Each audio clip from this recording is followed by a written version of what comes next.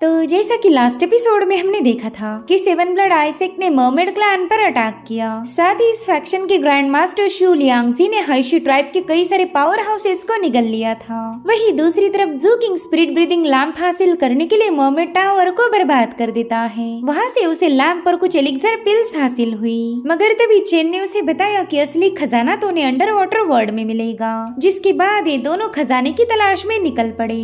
अब आगे तो इस एपिसोड की शुरुआत में हमें जूइंग सिटी का सीन दिखाया जाता है, जहाँ पर काफी सारी लूटमार मची थी। जू किंग समझ चुका था कि चेन भी लाइफ लैम्प को हासिल करना चाहता। वहीं पर चेन उसे बताता है कि भाई इन कमीनों को देख ले, ये हमारे सेक के टैलेंटेड डिसाइपल्स थे। ये कई सालों पहले ही फाउंडेशन बिल्डिंग पर भी पहुँच सकते थे, मगर इन्होंने जानबूझकर ब्रेक थ्रू नहीं किया ताकि यहाँ आकर ये रईस बन पाए। दरअसल इस कॉन्टेस्ट में फाउंडेशन बिल्डिंग वालों को एंट्री नहीं मिलती, तो ये सबके सब ची कंडेंसेशन पर ही जानबूझकर अटक गए। देख भाई इन कमीने बंदों ने तो घरों को भी नहीं छोड़ा। तो जू किंग कहता है कैप्टन मैं तो आपकी लूट देखना चाहता हूँ, इसलिए चेन भी एक घर पर लगे हुए क्रिस्टल को निकाल लेता है और ऐसा करते साथ ही वो घर कोलैप्स हो गया। यानी कि चेन और इन बंदों में कोई फर्क नहीं था। वहीं पर चेन एक बंदे से कहने लगा कि भाई तुझे तो शर्म आनी चाहिए, तू तो बच्चे से भी ट्रेजर लूट रहा। तो जू किंग उसे बताता है कि यहाँ बस एक ही बच्चा है और वो बच्चा मैं हूँ। जिस पर चेन कहने लगा बच्चे तू ना आजकल कुछ ज्यादा ही मुँह चला रहा, और हाँ याद रखना मेरे तुझ पर 5000 स्पिरिचुअल स्टोन्स उधार हैं। दरअसल चेन जो भी उधारी जू किंग को बताता रहता वो बस चेन के दिमाग में ही एग्जिस्ट करती थी। जू किंग ने तो इससे कभी एक पैसा भी उधार नहीं लिया।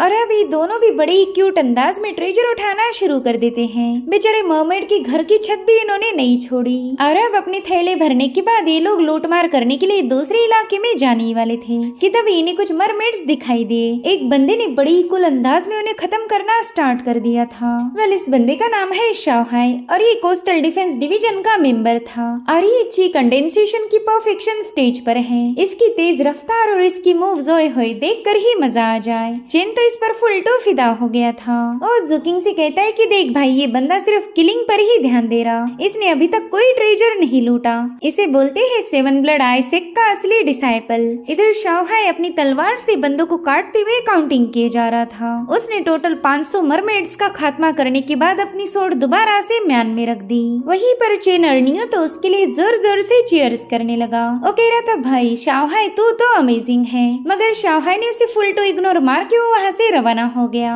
अब चेन की तो बेइज्जती हो चुकी थी, इसलिए वो जू किंग से कहता है कि भाई इसके जैसा मत बनना, ठीक है ना। ये बंदा कल्टीवेट कर करके पगला चुका है, ये सिर्फ फेम की खातिर अपनी जान जोखिम में डालता। भला ऐसे डिसाइपल्स का क्या ही फायदा। और उतने में वहाँ की जमीन को पियर्स करते हुए कुछ कल्टीवेटर्स बाहर आ गए। वे हाइशी ट्राइब से बिलोंग करते थे और इनकी बॉडी से काफी स्ट्रॉन्ग एलियन टेंट महसूस हो रहा था। तो जू किंग ने तुरंत ही उन पर पॉइजन थ्रो किया, मगर इन कल्टीवेटर्स पर पॉइजन का कोई असर नहीं होता। तो जू किंग उनसे मुकाबला करने की कोशिश करता है, हालांकि इससे भी कोई फायदा नहीं हुआ। चेन उसे बता रहा था कि हाइशी ट्राइब को आसानी से हैंडल नहीं किया जा सकता, ये लोग एलियन टेंट के साथ कल्टीवेट करते हैं। साथ ही कॉर्प्स पॉइजन को भी इन्होंने मास्टर कर लिया। चल फिर 500 स्पिरिचुअल स्टोन्स दे दे और मैं तुझे सिखाता हूँ कि इन्हें कैसे मारा जाए। जिस पर जू किंग कह रहा था कि ना मुझे तो फ्री क्लासेस ज्यादा पसंद आते। जिसके बाद वो अपने स्पीयर की मैजिकल पावर को एक्टिवेट करते हुए कई सारे बंदों को खत्म करने लगा।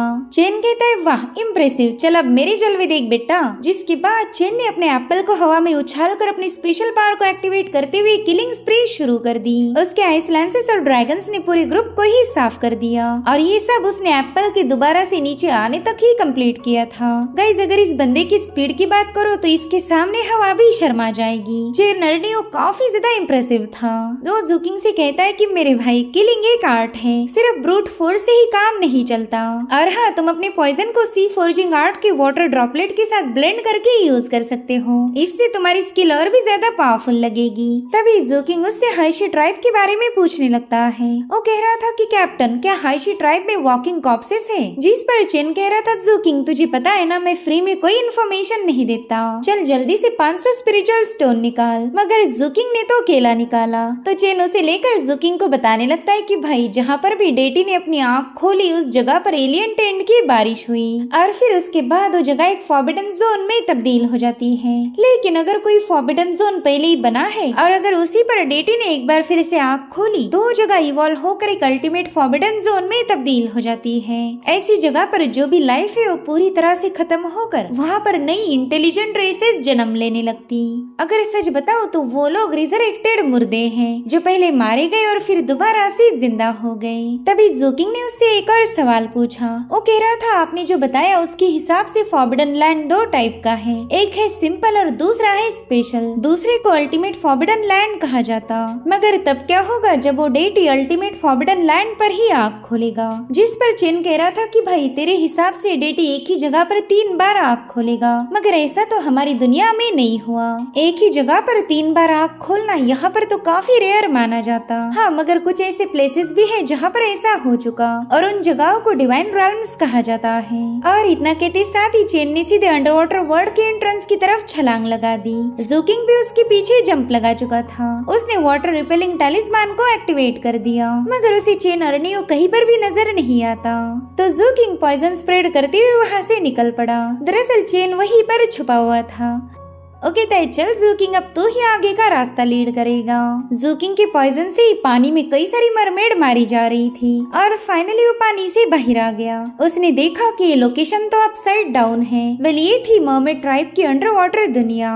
तो ज़ोकिंग तुरंत ही पानी से बाहर आ जाता है। उसने देखा कि यहाँ पर मर्मेड ट्राइब का प्रीस्ट था जो कि डेटी की पूजा कर रहा है। चेन अर्नियो ने बताया था कि मर्मेड क्लैन के प्रिंस काफी स्पेशल है। वो अपनी आर्ट का यूज करके स्पिरिचुअल एनर्जी को ड्रा नहीं कर सकते, बल्कि वो तो डिवाइन डेटी की पावर को समन करते हैं। ये बंदे काफी अजीब माने जाते। तो चेन अर्नियो ने ज़ोकिंग को पहले ही बता दिया था कि गलती से भी इन प्रिस्ट के साथ कोई पंगे मत लेना। इसलिए ज़ोकिंग भी तुरंत ही उस लोकेशन पर पहुंच जाता है। उसे लगा कि कोई उसे फॉलो कर रहा है, इसलिए ज़ोकिंग ने फटाफट से अपना आयरन स्पीयर बाहर निकाल लिया। वेले कोई और नहीं बल्कि चेन अर्नियो था और इसका मुंह देखने लायक बना है।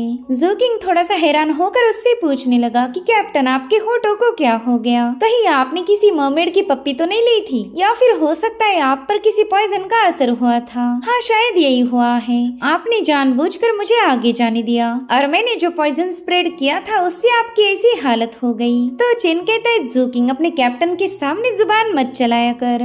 दरअसल मैंने एक सी फ्रूट खाया था और इसलिए मेरी ऐसी हालत हो गई। और तभी इन दोनों की नजरी पड़ी ज़ैंगसान पर। वो बंदा मरने का नाटक करके बड़ी चालाकी से ट्रेजर उठाए जा रहा था। जैसे ही कोई उसके पास आ जाए वो तुरंत ही मरने की एक्टिंग करता और फिर दोबारा से ट्रेजर लौटना शुरू। ज़ोकिंग और चेन अर्नियो तो उसकी नौटंकी देखकर ही शॉक हो गए। वहीं पर ज़ैंगसान रेंगते हुए आगे बढ़ रहा था कि तभी उसने देखा कि 2 बंदे उसके सामने आए हैं। ज़ोकिंग को देखकर तो उसे काफी ज्यादा ऑकवर्ड फील हो रहा था और फिर उसकी नजर पड़ी चेन अर्नियो पर। ओके ताइयो, ये बंदा कौन है? अरे ये तो कैप्टन है, मगर इन पर पॉइजन का यूज किसने किया था? जिस पर चेन बताता है कि अब कितनी ही बार एक्सप्लेन करना पड़ेगा, ये पॉइजन नहीं बल्कि सी फ्रूट का असर है। खैर ज़ैंगसान, ये मरने की एक्टिंग बंद करो। तुम्हें ट्रेजर चाहिए ना, तो तुम मेरे साथ चलो। और अब चेन अर्नियो ने स्पिरिट इनसाइट आई वाले लो लेवल के स्पेशल आर्टिफैक्ट को बाहर निकाल लिया।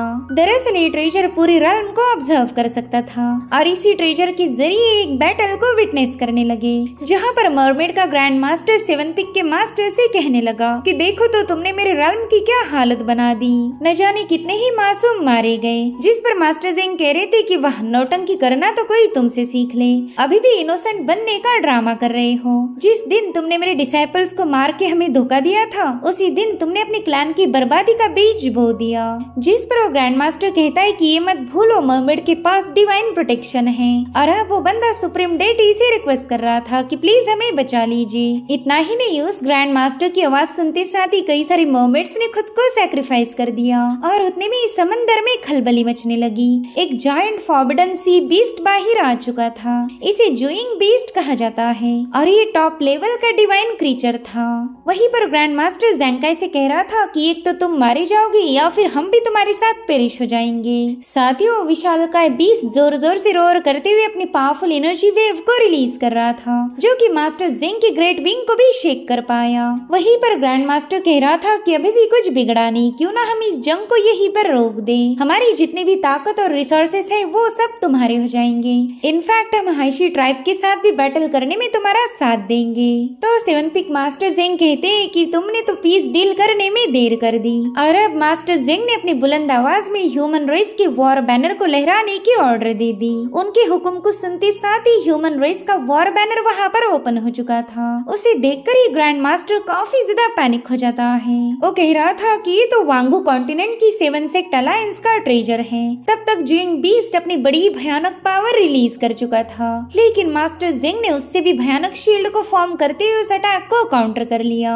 और अब हमें ह्यूमन रेस के वॉर बैनर का क्लोज लुक दिखाया जाता है। दरअसल ये ट्रेजर एक एंशिएंट एम्परर के बैटल फॉर्मेशन का पीस था। मास्टर जेंग बता रहे थे कि जब ये बैनर लहराएगा तब हर एक डीमन खामोश हो जाएगा और अब वहाँ पर बड़ी भयानक ऑरा रेडिएट होना शुरू हो जाती है। हर एक बंदा इसके सामने रिस्पेक्ट दे रहा था। दरअसल ये एक एंशिएंट पावर थी।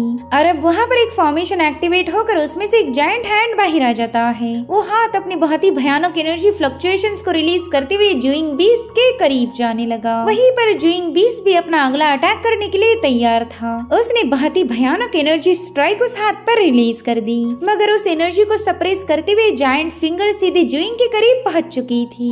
और फिर वहाँ पर बहुत ही तेज लाइट एमिनेट होकर वो जुइंग डेटी मारा गया। उसके बॉडी पीसेस पानी में गिरते साथ ही मछलियों ने उन पर कब्जा करना शुरू कर दिया। वेल इस फाइट को जुकिंग ने चेन अर्नियो के ट्रेजर पर ही देख लिया था। जैंगसन उससे पूछने लगा कि कैप्टन ये फ्लैश इतना ग्लो क्यों कर रहा है, जिस पर चेन बता रहा था कि जुइंग का फ्लैश है मेरे भाई, अगर इसका एक टुकड़ा हमें मिल जाए तो हम अमीर बन जाएंगे। और उतने में उनका ट्रेजर ब्रेक हो जाता है तो इन्होंने भी भागना शुरू कर दिया। इन्हें लग रहा था कि शायद यहाँ पर कोई पावरफुल दुश्मन आने वाला है। वहीं पर जुकिंग अपने सामने आने वाली मरमेड्स पर पॉइजन से अटैक कर रहा था और उसके दोस्त बस लगातार एलिक्सर खाते जा रहे थे। जैंगसन कहता है कैप्टन ये बंदा एक दिन हमें भी पॉइजन से मारने वाला है, जिस पर चेन कहने लगा कि तूने पॉइजन की आदत डाल लेनी चाहिए। और फाइनली ये लोग जुइंग टेम्पल के सामने पहुंच जाते हैं। चेन कह रहा था कि यही वो लोकेशन है जहाँ से हमें ट्रेजर मिल सकता। जैंगसन चल फटाफट से इस पेरीमीटर को सील कर दे और जुकिंग तू यहाँ पर प्रोटेक्टिव मेजर्स को सेटअप कर दे। बिल्कुल भी कंजूसी मत दिखाना क्योंकि मैं तुम दोनों को काफी तगड़ा रिवॉर्ड देने वाला हूँ। वहीं पर जुकिंग को इस टेम्पल से लाइफ लैम्प ट्रेजर के मिलने की चांसेस महसूस हो रहे थे, मगर जुकिंग को पता है कि कैप्टन चेन यहाँ पर लाइफ लैम्प के लिए नहीं आया, वो तो किसी और ही ट्रेजर को हासिल करना चाहता था। तभी जैंगसन चेन से कहता है कैप्टन तुमने बताया था कि मुझे यहाँ पर काफी मस्त चकाचक वाला ट्रेजर मिलेगा, मगर इस टेम्पल में तो जुइंग क्रीचर के स्टैचू के अलावा और कुछ भी नहीं है। ये जगह तो मुझे बोरिंग लग रही। और उतने में चेन अर्नियो ने मर्मेड आर्मर का फोर्जिंग प्लान जैंगसन के हवाले कर दिया। ये देख वो बंदा तो खुशी के मारे हैरान था। वो कहता है बॉस ये ट्रेजर आपके हाथ कैसे लगा, ये तो काफी ज्यादा अमेजिंग है। वहीं पर चेन ने जुकिंग को भी एक जेड बॉक्स थमा दिया था। जुकिंग ने देखा कि उसके अंदर सुप्रीम फाउंडेशन बिल्डिंग वाले एलिक्सर हैं, जो कि जुकिंग के लिए काफी ज्यादा इम्पोर्टेंट थे। तो उससे पूछता है कि कैप्टन ये ट्रेजर आप मुझे क्यों दे रहे हो, जिस पर चेन कह रहा था कि मैं एक फेयर डील करना चाहता हूँ। जिसके बाद चेन अर्नियो ने जुइंग क्रीचर के स्टैचू पर सीबेड पैसेज को ओपन कर दिया। ये देखकर जैंगसन तो पैनिक हो जाता है। वो कह रहा था कैप्टन अगर तुम जुइंग फ्लैश में जाने वाले हो तो मैं अभी बता रहा कि ये काफी ज्यादा खतरनाक है, मगर चेन अर्नियो ने वहाँ पर एक इंसेंस स्टिक को जला दिया। वो कह रहा था कि स्टिक को पूरी तरह से बर्न आउट होने तक इस टेम्पल को गार्ड करना, और अगर मैं तब तक भी वापस नहीं आया तो तुम लोग यहाँ से निकल जाओ। जो सुनकर जुकिंग उससे पूछने लगा कि क्या तुम हमेशा ऐसी बेवकूफ वाली हरकतें करती हो या इस बार ये पागलपन कर रहे हैं, अभी भी वक्त है पीछे हट जाओ। उस डेटी की फ्लैश में जाना यानी कि अपनी मौत को बुलावा भेजना, जिस पर चेन कह रहा था कि मेरे भाई जिंदगी में डर डर के जीने का क्या ही फायदा, मैंने तो कई बार मौत को धोखा दिया है। चलो अब मेरे जाने का वक्त हो चुका, मेरा ट्रेजर मेरा इंतजार कर रहा होगा। और इतना कहते साथ ही चेन ने सीधे उस फ्लैश में छलांग लगा दी। जैंग जुकिंग से कह रहा था कि भाई मैंने आज तक इसके जैसा रेकलेस बंदा नहीं देखा यार, ये तो अपनी ही मौत को बुलावा भेज रहा। तो जुकिंग उससे पूछता है कि क्या हमारी सिटी में कॉफिन महंगे मिलते हैं, जिस पर जैंगसन बता रहा था कि मैंने पहले भी एक बार चेन के लिए कॉफिन खरीदा था, लेकिन वो मरा ही नहीं, तो मैंने उस कॉफिन से ही तेरी शिप को बना दिया। अब ये सुनकर ज़ूकिंग उसे घूरने लगा और तभी इन्होंने देखा कि पूरा टेम्पल अचानक से ही शेक हो रहा है। जमीन से कई सारे कॉर्प्सेस बाहर आ रहे थे। उन्होंने तो ज़ूकिंग और जैंगसन के ट्रैप्स को आसानी से ब्रेक कर लिया और अब वहाँ का डोर ओपन होते साथ ही कई सारे म्यूटेटेड क्रीचर्स वहाँ पर पहुँचने लगे। वेल, इनमें से कुछ हाइशी के थे और कुछ थे मर्मेड क्लैन के। तो ज़ूकिंग ने बड़ी तेज रफ्तार के साथ उनका खात्मा करना शुरू कर दिया। वहीं पर जैंगसन कई सारे एक्सप्लोजन करते हुए उन्हें मारता जा रहा था। ज़ूकिंग तुरंत ही समझ जाता है कि चेन ने जो पैसेज ओपन किया था उसी के ऑरा से अवेकन होकर एक क्रीचर यहाँ चले आए। इधर जैंगसन एक क्रीचर के हाथों मरने के करीब था, मगर उतने में ज़ूकिंग ने अपने स्पीयर और एंसेस्टर को बाहर निकाल लिया। तो एंसेस्टर भी बड़े इक्वल अंदाज में यहाँ से वहाँ मूव होते हुए ढेर सारे क्रीचर्स को खत्म कर देता है। जैंगसन कह रहा था, शुक्रिया मेरे दोस्त, तुम भी कैप्टन चेन जैसे ही फियर्स हो, मगर खेल तो बस अभी शुरू हुआ था। वहाँ की फ्लोर को ब्रेक करते हुए क्रीचर उसमें से बाहर आने की कोशिश करने लगा। तो ज़ूकिंग ने जैंगसन को जुइंग का स्टैचू उठाने के लिए बता दिया। जैंगसन भी अपने आर्टिफिशियल हैंड का यूज करके फटाफट से जुइंग के स्टैचू को उठाकर वहाँ से भाग निकला।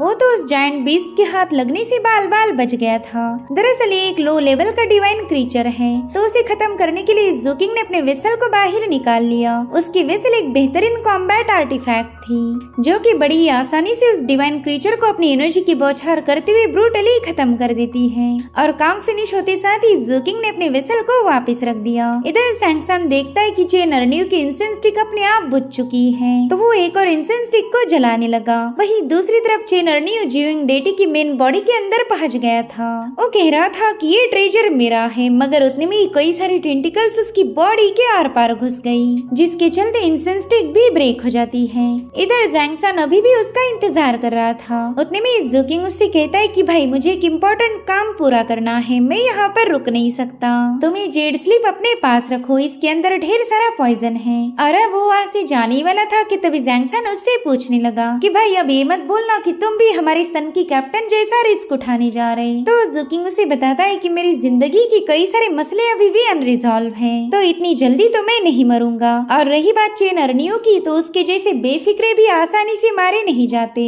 जिसके बाद ज़ूकिंग स्पिरिट ब्रीदिंग लैम्प का यूज करके एक एंशिएंट मुराल यानी कि पेंटिंग के पास पहुंच चुका था।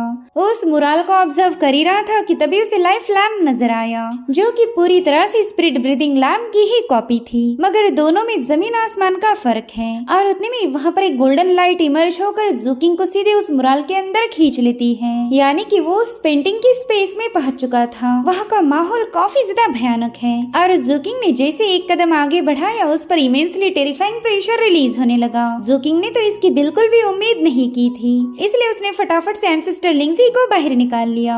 उस जगह को देखकर ही काफी ज्यादा पैनिक हो गया था। वो कहता है, मास्टर कहीं आप मुझे यहाँ पर पनिशमेंट देने के लिए तो नहीं लाए हो? अगर मेरे से कोई भूल चूक हो गई हो तो प्लीज मुझे माफ कर दीजिए। जिस पर ज़ूकिंग कहता है कि अपने डिवाइन सेंस का यूज करके इन सीढ़ियों के ऊपर क्या है उसका पता लगाओ। तो लिंगजी ने बताया कि यहाँ पर एक अल्टर है और वहाँ पर मुझे मर्मेड की डेटी मी का स्टैचू नजर आ रहा है। इसके अलावा वहाँ पर दो और स्टैचूज भी मौजूद हैं। ये दो स्टैचूज मी के सामने नील कर रहे हैं। एक तो मर्मेड का एंसेस्टर होगा और दूसरा है जुइंग क्रीचर। साथ ही जो मी डेटी का स्टैचू है उस पर मैं 9 हेडेड सांप को देख पा रहा हूँ। ज़ूकिंग तो तुरंत ही समझ गया कि ये सारा डिस्क्रिप्शन मुराल से मेल खा रहा है, यानी कि लाइफ लैम्प डेटी मी के ही हाथ में होगा। तो एंसेस्टर से कहता है कि उस गॉड को केयरफुली ऑब्जर्व करो। अब एंसेस्टर को तो इससे काफी ज्यादा तकलीफ हो रही थी, मगर ज़ूकिंग के गुस्से के सामने वो हार मान लेता है। उसने और ज्यादा पावर्स का यूज करके स्टैचू को ऑब्जर्व करके ज़ूकिंग को बता दिया कि उस स्टैचू के हाथ में एक ब्लैक अम्ब्रेला लैंप नजर आ रहा है। तो ज़ूकिंग उससे कहता है कि हम उस स्टैचू के पास जा रहे। अब एंसेस्टर तो अपनी जान पर कोई जोखिम उठाना नहीं चाहता था, तो ज़ूकिंग को समझाने लगा कि आगे जाना काफी ज्यादा खतरनाक होगा। मगर जैसे ज़ूकिंग ने उसे अपना गुस्से वाला लुक दिया, वो तुरंत ही उसके साथ जाने के लिए तैयार हो जाता है।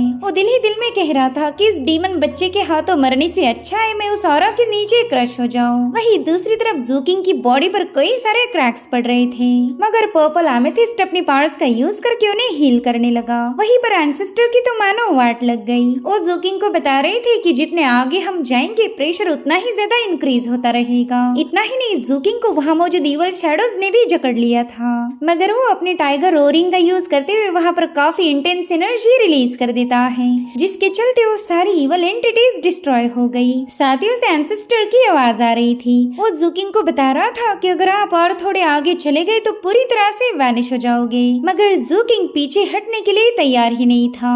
वो शैडो को समन करते हुए कहने लगा कि तुम्हें लैम्प पसंद नहीं है ना, मगर तुम ही उस लैम्प को मेरे पास लाओगे। इसलिए शैडो काफी तेजी से उस लैम्प की तरफ आगे बढ़ने लगी। जूकिंग को महसूस हुआ कि यहाँ रिलीज होने वाले प्रेशर की वजह से वो ज्यादा देर तक शैडो को भी कंट्रोल नहीं कर पाएगा। वहीं पर एंसेस्टर कह रहे थे कि बाप रे, पता नहीं ये भयानक चीज क्या है, ये तो काफी ज्यादा टफ निकली। वहीं पर जूकिंग उनसे कह रहा था कि शैडो तुमसे ज्यादा यूजफुल है, और फिर उसने लिंगजी को दोबारा से स्पीयर में वापस भेज दिया। साथ ही वो अपने आसपास एक शील्ड भी फॉर्म कर लेता है। वो शैडो से कह रहा था कि अगर तुम इस लैम्प को उठा नहीं पाई तो मेरे साथ तुम भी यहीं पर मारे जाओगे, और हाँ, मैं मरने से पहले तुझे इतना क्रश करूंगा कि तो उसका अंदाजा भी नहीं लगा सकता। जो सुनते साथ ही शैडो काफी ज्यादा पैनिक होकर आगे बढ़ने लगा। वो शैडो क्रीचर डेटी मी के स्टैचू के ऊपर पहुंच चुका था। लाइफ लैम्प अब उससे काफी ज्यादा करीब है, मगर वहाँ पर इतना भयानक प्रेशर था कि वो शैडो क्रीचर जोर जोर से चीखने लगा। वो अपना हाथ आगे बढ़ाकर उस लैम्प को हासिल करने की कोशिश कर रहा था, मगर जितनी ज्यादा वो कोशिश करेगा उतना ही हेवी प्रेशर उस पर रिलीज होगा। जूकिंग की वेसल डैमेज होते साथ ही उसका मांस पूरी तरह से डिस्ट्रॉय हो गया। इनफैक्ट हम उसके हाथ की बोन को भी देख पाते हैं, मगर पर्पल एमेथिस्ट ने उसे उतनी ही तेजी के साथ हील किया। वो बिल्कुल भी पीछे हटने के लिए तैयार नहीं था, और फाइनली अपना पूरा जोर लगाते हुए जूकिंग ने उस लैम्प को होल्ड कर लिया। उसे लग रहा था कि चलो फाइनली लैम्प मेरे हाथ में आ चुका है, मगर उसी वक्त डेटी मी का जो 9 हेडेड स्नेक था उसका प्रोजेक्शन अपने आप एक्टिवेट हो जाता है। जूकिंग तो उसे देखकर ही काफी ज्यादा शॉक था, और तभी उस 9 हेडेड ब्लैक स्नेक ने अपनी पावरफुल एनर्जी रिलीज करते हुए जूकिंग को बड़ी ही तेजी के साथ वहाँ से उड़ा दिया। वो सीधे मुराल से बाहर आकर पटक चुका था। उसके साथ उसका शैडो क्रीचर और वेसल भी मुराल से बाहर फेंके गए। हम देख पाते हैं कि जूकिंग के बॉडी पार्ट्स काफी बुरी तरह से ट्विस्ट हो चुके, हाथ पाव की हड्डियां ब्रेक होकर मिसप्लेस हो गई थी। उसे काफी भयानक पेन महसूस होने लगी। ये एक्सपीरियंस उसके लाइफ की सबसे भयानक मेमोरीज में शामिल हो गया। आज जूकिंग ने मौत के दरवाजे को लगभग छू लिया था, मगर पर्पल एमेथिस्ट ने उसे प्रोटेक्ट किया। वो अपनी एनर्जी को रिलीज करते हुए जूकिंग की बोन को भी रिपेयर कर रहा था। जूकिंग अब जैसे तैसे उठ जाता है। भले ये लाइफ एंड डेथ सिचुएशन थी, मगर फाइनली उसने अपने लाइफ लैम्प को हासिल कर लिया। वो कहता है कि मैं लाइफ लैम्प को किसी भी कीमत पर एक्सपोज नहीं होने दे सकता, वरना हर तरफ खून खराबा और केओस मचेगा। तो जूकिंग ने उस लैम्प को अपने स्टोरेज ऑर्ब में रख दिया। दरअसल ये ऑर्ब एक हाई लेवल का स्टोरेज ट्रेजर है, मगर जूकिंग इस लैम्प को और ज्यादा सिक्योर करना चाहता था। तो शैडो क्रीचर से कहने लगा कि तुम इसे अपने शैडो से कवर करो। वो शैडो तो डर के मारे ही ना बोल रहा था, तो जूकिंग ने उस पर अपने एमेथिस्ट की एनर्जी रिलीज कर दी। इसलिए शैडो ने भी फाइनली उस ऑर्ब को कवर कर लिया। वो क्रीचर जूकिंग के गुस्से का शिकार नहीं होना चाहता था, और अब जूकिंग ने एक के बाद एक 2 बैग्स का यूज करके अपने ट्रेजर को छुपा दिया, और अब वो वहीं पर एग्जॉस्ट होकर नीचे गिर गया। उसे पता था कि आज वो मारा जाता, मगर फाइनली उसने वो ट्रेजर हासिल कर ही लिया। साथ ही उसे ये समझ आ चुका था कि चेन अर्नियो ने अपनी जान जोखिम में क्यों डाली, और अब वो चेन के पास जाने ही वाला था, मगर उसकी इंजरीज इसकी इजाजत नहीं देती। अब ये सीन यहीं पर कट होकर हम जैंग सान को देख पाते, जो कि 4 घंटों से चेन का इंतजार कर रहा था। वो कहता है कैप्टन, ये मत बोलना कि तुम उस बीस्ट की बॉडी में ही मारे गए, और अब वो खुद से ही बतियाने लगा। वो चेन से कह रहा था कि आखिर इतनी बड़ी रिस्क उठाने की क्या जरूरत थी, इतनी अच्छी जिंदगी काट रहे थे एकदम मजे में, तो फिर बेवजह अपनी जान जोखिम में क्यों डाली। उतने में जूकिंग के स्टैचू से एक हाथ बाहर आ गया, जो कि जैंग सान के पाँव को पकड़ने की कोशिश कर रहा था, मगर जैंग सान को तो उस पर ध्यान ही नहीं जाता। वो तो बस चेन की बेवकूफी पर गुस्सा कर रहा था। वो कह रहा था कि पावरफुल लोगों की अकल वाकई घुटने में होती, और ये बात कैप्टन ने साबित कर दी। अरे यार, अब मैं क्या करूँ, मुझे तो ये भी नहीं पता कि इस जूइंग की फ्लैश में एंटर कैसे किया जाए। अगर मुझे फ्लैश में जाने का मौका मिला तो मैं कैप्टन का मांस काट कर अपने साथ लाऊंगा। एटलीस्ट उस तरह से मैं अपने दोस्त को हमेशा अपने साथ रख सकता हूँ, और अगर उसका फ्लैश कुछ ज्यादा ही कीमती रहा तो मैं उसे सेल करके पैसे भी कमा सकता हूँ। उस कमीने जूकिंग और कैप्टन पर मेरा ढेर सारा कर्जा है, अगर ये दोनों भी मारे गए तो मेरा नुकसान हो जाएगा। और उतने में उसने उस हाथ पर ही अपना पाँव पटक दिया। उसे काफी जोरों से चीखने की आवाज भी आई, तो जैंग सान अलर्ट होकर तुरंत ही पीछे हट गया। उसने देखा कि ये हाथ किसी भूत का नहीं बल्कि उसके कैप्टन का है। चेन कह रहा था, कमीने, मैंने तेरी सारी बातें सुन ली हैं। अपनी बकबक बाद में कर लेना, पहले यहाँ आकर मुझे बाहर खींच, वरना इस बार मैं सच में मारा जाऊंगा। तो जैंग तुरंत ही अपने कैप्टन को उस फ्लैश से बाहर की तरफ पुल करने लगता है, लेकिन इससे तो वहाँ मौजूद एनर्जी और भी ज्यादा इंटेंस हो गई। वो पूरा दम लगाकर चेन को अपनी तरफ अंदर खींच रही थी। वहीं पर जैंग सन भी पूरा दम लगाकर अपने दोस्त को बाहर पुल करने में लगा हुआ था, मगर फिर भी वो चेन को बाहर निकाल नहीं पा रहा था। इनफैक्ट उसका हाथ भी अब धीरे धीरे फिसलने लगता है और फाइनली चेन का हाथ उसकी ग्रिप से छूट गया। चेन को लगा कि इस बार वाकई उसका किस्सा खत्म हो जाएगा, मगर वो पोर्टल उसे पूरी तरह से निगल पाई इससे पहले जुकिंग ने वहां आकर अपने बॉस का हाथ पकड़ लिया। उसे देखकर ही जैंग सन की जान में भी जान आ गई और अब वो दोनों अपनी पूरी ताकत लगाकर चेन अरनियों को पुल करने लगते हैं। आखिरकार इन्हें इसमें कामयाबी भी हासिल हो गई, लेकिन इन्हें एक और बड़ा झटका लग गया। दरअसल चेन अरनियों की लोअर बॉडी गायब थी। तो चेन कहता है मेरी फिक्र मत करो, पहला तुमने उस डोर को बंद करना चाहिए। इसलिए जुकिंग और जैंग सन ने एक साथ मिलकर इस डोर पर अटैक कर दिया, जिसके चलते फाइनली वो डोर क्लोज हो जाता है। इधर चेन खुश होकर बताने लगता है कि मैं पहले से ही जानता था कि हम लोग मर्मेड क्लैन पर अटैक करने वाले हैं। तो जुइंग की फ्लैश और ब्लड को हासिल करने के लिए मैं एक लंबे अरसे से प्लान बना रहा था और फाइनली ये ट्रेजर मुझे मिल चुका है। वाकई ये रिस्क उठाने का फायदा हो गया। जिस पर जैंग कहता है भाई साहब मुझे तो ये किसी भी एंगल से फायदा नजर नहीं आ रहा। देखो तो तुमने ऑलरेडी अपनी हाफ बॉडी को खो दिया है। आग लगे इसे ट्रेजर पर जो तुम्हारी बॉडी तुमसे छीन ले। जिस पर चेन कह रहा था अरे तुम उसकी फिक्र मत करो, वो क्या है ना मैंने एक सीक्रेट आर्ट को प्रैक्टिस किया था जिसे लिम्ब रीजनरेशन कहा जाता। वो कुछ ही दिनों में मेरे पाँव को दोबारा से उगवा देगी। जिसके बाद वो जुकिंग को देखकर कहने लगा कि अरे बाप रे देखो तो मुझे सेफ रखने के लिए तुम कितने ज्यादा इंजर्ड हो गए। खैर मैंने तुझे जो पैसे बताए थे ना उसमें से 500 माइनस कर देना। लेकिन जुकिंग कह रहा था कि इस बार मैं नहीं बल्कि तुम पैसे दोगे, और वो भी पूरे 5000 स्पिरिचुअल स्टोन्स। जो सुनकर ही चेन को तो यकीन ही नहीं हो रहा था कि जुकिंग उससे पैसे मांग रहा, क्योंकि अक्सर ही चूना लगाने का काम तो चेन करता था। इसलिए जुकिंग से पूछने लगा कि मेरी तुझ पे 8000 की उधारी हो चुकी, बता फिर तू कर्जा कब चुकाएगा। अब जुकिंग ने तो एक भी पैसा नहीं लिया था, मगर ये बंदा तो लगातार उधारी को बढ़ाते जा रहा था और इसी वजह से फाइनली जुकिंग ने अपने रिवेंज लिस्ट पर चेन अरनियों का भी नाम लिख दिया। और गाइस वाकई ये काफी फनी सीन था। वहीं पर जैंग सन उन्हें बताता है कि तुम दोनों भी सन की हो, शायद आज न कल मुझे ही तुम दोनों के लिए कॉफिन्स खरीदनी पड़ेगी। उतने में चेन इन दोनों को एप्पल देकर कह रहा था कि सेलिब्रेट करना तो बनता ही है, इस बार हम ढेर सारा पैसा कमाएंगे। उतने में जैंग सन उसका मुंह बंद करते हुए कह रहा था कि यार प्लीज तुम अपनी मनहूस बातों से नजर मत लगाओ। और वाकई इस चेन अर्नी की जुबान काफी ज्यादा मनहूस थी, क्योंकि जमीन को चीरते हुए हाइशी ट्राइब का पॉइजन उस जगह पर फैलने लगा। जितने भी बंदे मरे थे वो सब इस कॉप्स पॉइजन की वजह से लिविंग कॉप्स इसमें ट्रांसफॉर्म हो गए। अब इन तीनों पर अटैक होने वाला था तो जुकिंग तुरंत ही दुश्मनों पर टूट पड़ा। बेचारे चेन के पास तो अब पाव भी नहीं है, इसलिए जैंग तुरंत ही उसे अपने पीठ पर उठाकर वहाँ से भागने लगा। वो जुकिंग से कह रहा था कि भाई हमें जल्दी से इस अंडरवाटर वर्ल्ड से बाहर जाना होगा। तो जुकिंग ने कॉप्स पर बड़े इक्वल अंदाज में अपना स्पीयर थ्रो करते हुए दरवाजे को ब्रेक कर दिया, मगर इन्हें अभी भी काफी दूर जाना था। वही दूसरी तरफ मर्मेड का ग्रैंड मास्टर कह रहा था कि अगर तुम हमें वाइप आउट करोगे तो तुम भी बिना चोट खाए यहाँ से नहीं जा सकते। मास्टर जेंग ने देखा कि मर्मेड क्लैन अपनी फाइनल ट्रिक का यूज कर रहा है। चेन अर्नियो मस्त आराम से जैंग की पीठ पर बैठकर अपने पीछे भाग रहे दुश्मनों को उकसा रहा था और जैंग सन को तो उसकी बकबक सुन के ही डिस्टर्ब होने लगा। वो कह रहा था कैप्टन अगर ज्यादा मुंह चलाओगे तो मैं आपको इन्हीं लोगों के पास छोड़ दूंगा। तब तक कॉप्स उसके काफी करीब आ जाते हैं तो जैंग से कहता है भाई प्लीज अपनी स्पीड बढ़ा दे यार, ये वाला कॉप्स मेरी चुम्मी लेने वाला है। और उतने में जुकिंग को अपने सामने एक बहुत ही विशालकाय क्रीचर नजर आया। वेल ये था मर्मेड क्लैन का 9 हेडेड ब्लैक स्नेक का अवतार, और यहाँ पर एक नहीं बल्कि न जाने कितने सारे अवतार फॉर्म हो चुके थे। इनफैक्ट 7 पिक के मास्टर जेंग भी मर्मेड की इस फाइनल ट्रिक से इम्प्रेस हो जाते हैं, मगर फिर भी उन्होंने अपना डिवाइन प्रेशर उन ब्लैक स्नेक पर रिलीज करना शुरू कर दिया, जिसके चलते 9 हेडेड ब्लैक स्नेक सप्रेस होकर उनकी बॉडी से वाइटल एलियन टेंट रिलीज होने लगता है। मास्टर जेंग सबको बता रहे थे कि एलियन टेंट काफी ज्यादा प्रेशियस है, इसे हाथ से मत जाने देना। तो 7 ब्लड आइसेक के 13 एल्डर्स भी इस टेंट को कलेक्ट करना शुरू कर देते हैं। अब उस एलियन टेंट के लो होने की वजह से ब्लैक स्नेक के अवतार काफी आसानी से मारे जाने लगे, और ये सब देखकर ये मर्मेड के ग्रैंड मास्टर को रोना आ गया। वो कह रहा था कि 7 ब्लड आइसेक पहले से ही काफी महान और पावरफुल था, मगर जब से जेंग काई 7 पिक का मास्टर बना सब कुछ बदल गया। यह पहले जैसा प्रॉपर इमॉर्टल सेक्ट नहीं रहा, बल्कि ये तो रॉबर्स की की गैंग बन चुकी है। साले चोर लोग हमें पूरी तरह से बर्बाद कर गए। वही दूसरी तरफ चेन कह रहा था कि वाइटल एलियन टेंट किसी को भी धोखे से मारने में काम आ सकता।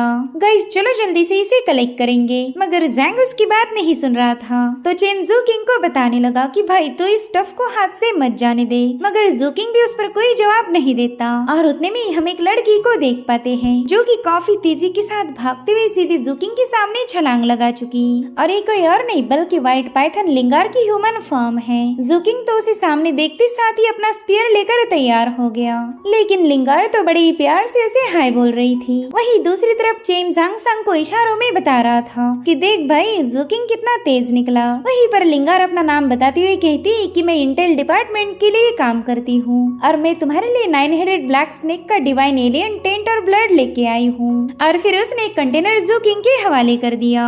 वहीं पर चेन और जैंगसन को तो ये शो देखकर ही काफी ज्यादा मजा आ रहा था। इनफैक्ट चेन ने तो फ्रूट भी निकाल लिया ताकि इंटरटेन भी हो और स्नैक्स भी हो जाए। वहीं दूसरी तरफ जू किंग अभी भी लिंगार से थोड़ा सा केयरफुल रह रहा था। तभी लिंगार ने उससे बड़ा ही प्यारा सवाल पूछा कि जू किंग तुम्हें सांप पसंद है या फिर उनकी गॉल ब्लैडर खाना पसंद है। जिस पर जू किंग जवाब देते हुए बताने लगा कि सांपों की गॉल ब्लैडर काफी ज्यादा कड़वी लगती। जो सुनकर ही वो बंदी खुश होते हुए कहने लगी ओह यानी कि तुम्हें सांप पसंद है। और फिर वो शर्माती हुई वहाँ से चली गई। इधर चेन उस बॉटल को देखकर कह रहा था कि बाप रे ये लड़की तो काफी ज्यादा जनरस है। इसलिए वो जोर से चिल्लाते हुए लिंगार से कह रहा था कि मिस आप मुझसे भी 4-5 सवाल पूछ सकती हो, प्लीज वापस आ जाओ। अब इसे कौन बताएगा कि जू किंग को सवाल का जवाब देने से गिफ्ट नहीं मिला बल्कि लिंगार तो उसे पसंद करती थी। वो जैंग से कहता है कि भाई उसके 10 सवालों के जवाब भी मैं दे देता। तो फिर उसने जू किंग से ही सवाल क्यों पूछा होगा? क्या मेरे जवाबों पर कांटे लगे हैं? जिस पर जैंग कह रहा था कि भाई तुम कहा और जू किंग कहा। तो चेन दोबारा से उससे झगड़े करना शुरू कर देता है। वो पूछ रहा था कि बता हम दोनों में सबसे ज्यादा हैंडसम कौन है, मैं या फिर ये कमीना जू किंग। अब ये फनी सीन यहीं पर कट होकर हम देख पाते हैं कि जंग अब खत्म हो गई। मास्टर जेंग काई ने अनाउंस किया कि तुम सबने जितने भी किल किए हैं उसके पॉइंट्स तुम्हारे टोकन पर ऑलरेडी ऐड हो चुके। और रही बात तुम्हारे ट्रेजर्स की तो उसके डिटेल्स सीक्रेट रहेंगे। जो कुछ भी तुमने लूटा है वो सब तुम्हारे ही पास रहेगा। अब ये सुनते साथ ही सभी डिसाइपल्स काफी ज्यादा खुश हो गए। साथ ही डिंग शाओहाई ने सबसे ज्यादा दुश्मनों को किल करने की वजह से वो कोर डिसाइपल बन चुका था। अब वो माउंटेन पर जाकर कल्टीवेट करेगा। इधर चेन अपने साथियों को बता रहा था कि भाई ये बंदा एक नंबर है, इसने इतने सारे किल किए मगर एक भी ट्रेजर को नहीं उठाया। इतना ही नहीं मास्टर जेंग ने जंग में हुई इस जीत के लिए सभी को कांग्रेचुलेट किया। चेन बता रहा था कि इस जंग में हमने मर्मेड क्लैन को बुरी तरह से हरा दिया। उनके स्ट्रॉन्ग बंदे अब हमारे गुलाम हैं। हमारा दूसरा फायदा ये हुआ कि हमें ढेर सारा खजाना मिल गया और हमारा तीसरा फायदा ये है कि अब हम मर्मेड आइलैंड को होल्ड कर सकते। हाइशी ट्राइब और हमारे सेक के बीचों बीच ये आइलैंड है तो अब हमें हाइशी ट्राइब को परेशान करना आसान हो जाएगा। लेकिन एक ग्रेट वॉर नजदीक है तो हम सबने उसके लिए तैयार रहना चाहिए। इसी दरम्यान मास्टर जेंग ने सेक्ट में वापस जाने के लिए टेलीपोर्टेशन एरी को भी ओपन कर लिया। साथ ही वहाँ पर कई सारे बॉक्सेस भी लाए गए। दरअसल इन बॉक्सेस में 7 ब्लड आइसेक के डिसाइपल्स के रिमेन थे। ये वही डिसाइपल हैं जिन्हें मर्मेड और हाइशी ट्राइब ने सिर्फ अपना बोन पगोड़ा खड़ा करने के लिए मार दिया था। तो इन सभी बंदों को रिस्पेक्ट देकर अलविदा कहा जा रहा था और ये सभी डिसाइपल्स के लिए बहुत ही इमोशनल मोमेंट थे। जू किंग की भी आंखों में आंसू आ गए क्योंकि ये डिसाइपल मर्मेड क्लैन को बचाने के लिए यहाँ आए थे मगर मर्मेड क्लैन ने हाइशी ट्राइब के साथ मिलकर इन्हें ही मार दिया। और यही रीजन था कि 7 ब्लड आइसेक ने मर्मेड क्लैन को इतनी बुरी तरह से हरा दिया। अब ये सीन यहीं पर कट होकर हमें बानक्वान का नजारा दिखाया जाता है जहाँ पर एल्डर अपने पाइथन को काफी ज्यादा डांट रहे थे। उन्हें गुस्सा इस बात पर नहीं आ रहा था कि लिंगार ने बिना उन्हें बताए ट्रांसफॉर्मेशन एलिक्सर कंज्यूम करके कॉन्टेस्ट ज्वाइन किया, बल्कि गुस्सा तो उन्हें इस बात पर आ रहा था कि लिंगार जू किंग से मिलने गई। वो कहते मेरी जान उसने तुम्हें बताया कि स्नेक्स की गॉल ब्लैडर काफी ज्यादा कड़वी होती तो इसका मतलब ये नहीं हुआ कि उसे सांप पसंद है। इससे तो बस एक ही बात साबित होती कि उस कुत्ते ने पहले भी कई सारे सांपों को खाया होगा। अब ये सुनकर बेचारे लिंगार को भी टेंशन आ गया और इसी क्यूट सीन के साथ एपिसोड यहीं पर एंड हो जाता है। Thank you so much for watching. Bye bye, take care.